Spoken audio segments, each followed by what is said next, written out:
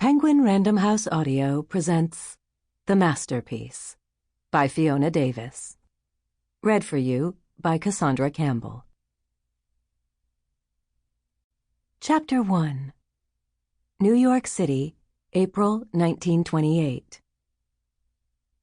Clara Darden's illustration class at the Grand Central School of Art, tucked under the copper eaves of the terminal, was unaffected by the trains that rumbled through ancient layers of Manhattan schist hundreds of feet below.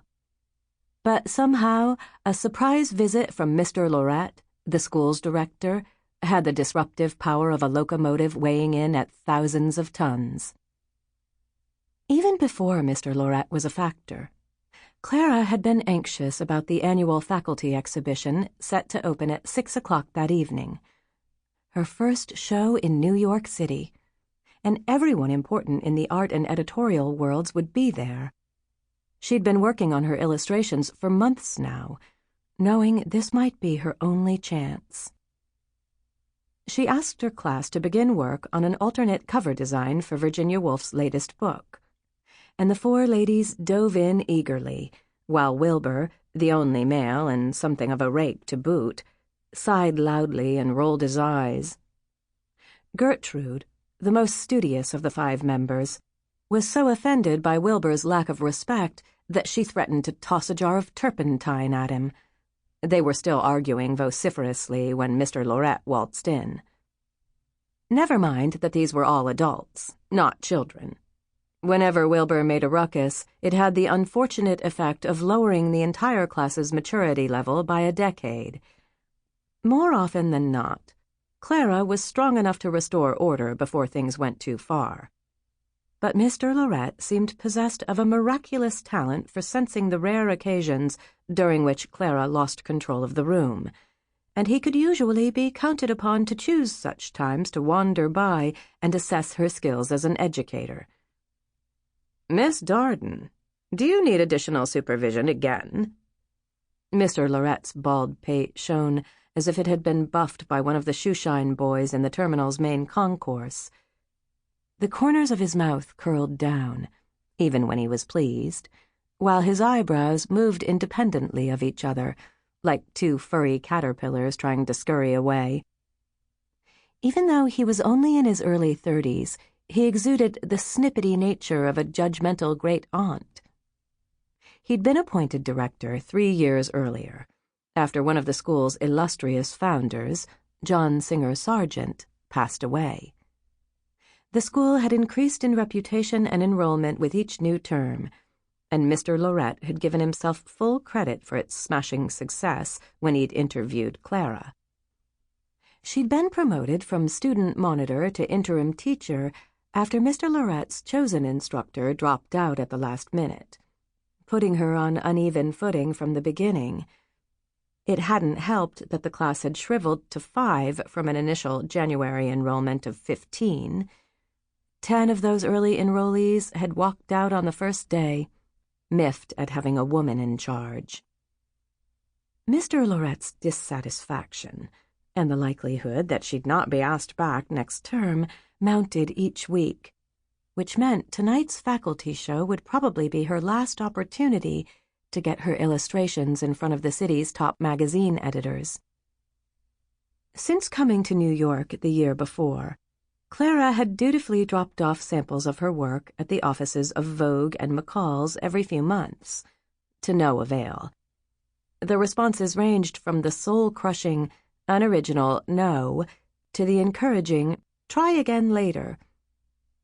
All that would change tonight, she hoped.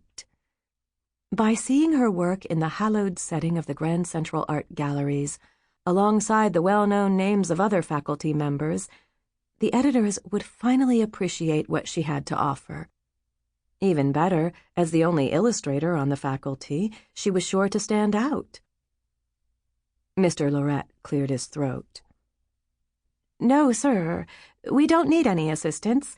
Thank you for checking in."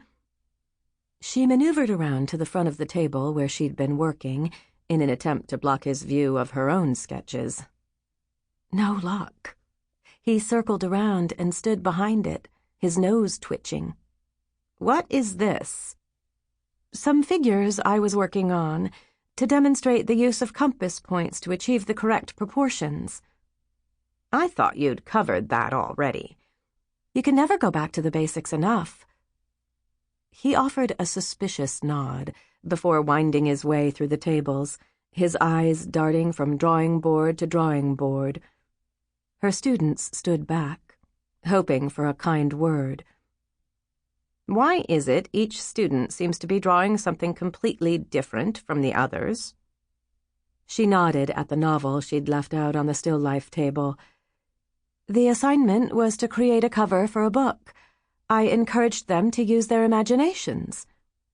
"Their examples of lighthouses and beaches are apropos, yet you are drawing undergarments?" Even if he had been a more sympathetic man, there was no way to explain how the hours stretched painfully long with her having so few students, how the skylights diffused the light in a way that made each day, whether sunny or overcast, feel exactly like every other. She routinely made the rounds, suggesting that a dry brush would work best to create texture, or offering encouragement when Gertrude became frustrated. But at some point, the students had to be left alone to get to their work.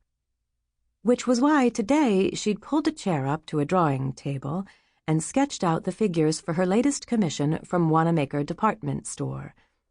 3 pages of chemises for the summer catalog. The work paid a pittance, but at least it was something. "This is for tomorrow's class," she lied. "As we do not have a live model to work from, I was planning on using a work of my own to guide them." As she hoped, the mention of her standing request for a model redirected his attention. His voice rose in pitch to that of a schoolgirl. "The students are free to take a life class at any time. This is an illustration class, and right now our models are reserved for the fine arts classes. As you said, they can use their imaginations, no?" "But it is not ideal. If we can have a model to understand the anatomy underneath the fashions, to have the model begin nude and then add layers of clothing, we could build upon what we've learned already." She never meant to be ornery, but somehow Mr. Lorette brought out a stubbornness in her every time.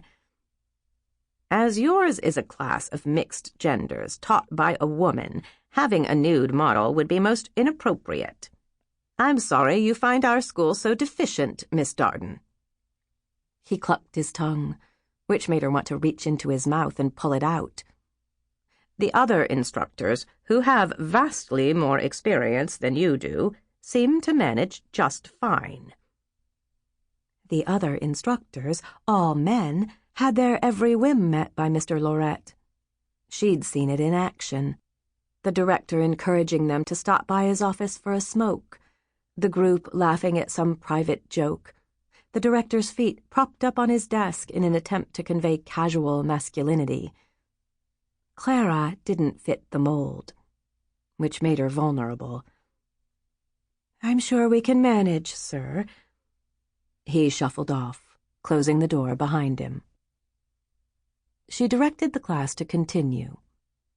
Gertrude's work had only 3 rips from her overuse of the razor for corrections, a record low for her. "Your stormy clouds are exquisite, but where would the lettering of the title and author go?" Clara asked. Gertrude rubbed her nose with her wrist, leaving a gray streak at the tip. "Right. I got so caught up I forgot." Clara pointed to the top edge. "Try a damp sponge on the wet areas to lift out some color." The girl was always eager, even if her strong hand was better suited to clay or oils than to the careful placement of watercolor, where mistakes were difficult to correct. Use too much water, and a brilliant cauliflower pattern would bloom where a smooth line ought to have been. Too dry, and the saturated color would stick to the page, resisting softening. But Clara loved watercolor in spite of, or perhaps because of, its difficult temperament. The way the paper shone after a wash of cool orange to convey a sunset, how the colors blended together in the tray. Sample complete. Ready to continue?